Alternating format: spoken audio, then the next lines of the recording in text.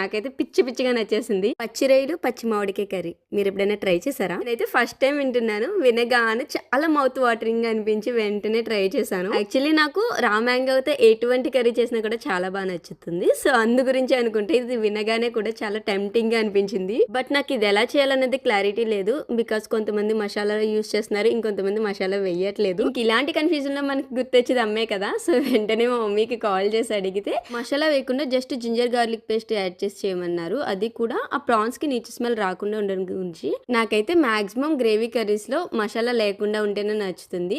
But non veg లో మసాలా లేకపోతే అసలు బాగోదు కదా. అందుకే చిన్న కన్ఫ్యూజన్. నాకైతే నాన్ వెజ్ కి కన్ఫర్మ్ గా లెమన్ ఉండాల్సిందే. బట్ ఇదైతే దాన్ని రీప్లేస్ చేసేసింది. కర్రీ అయితే అదిరిపోయింది. నాకైతే పిచ్చి పిచ్చిగా నచ్చేసింది. అండ్ మా హస్బెండ్ కి అయితే పుల్లగా ఉంటే అసలుకి నచ్చదు.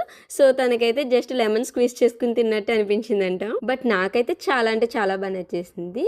కన్ఫర్మ్ గా ఇంకొకసారి ట్రై చేస్తాను. మీకు దీని ప్రాసెస్ కరెక్ట్గా ఎలా చేయాలో తెలిస్తే కామెంట్ చేసేయండి. వీడియో నచ్చితే ప్లీజ్ సబ్స్క్రైబ్ చేసుకోవచ్చు కదా.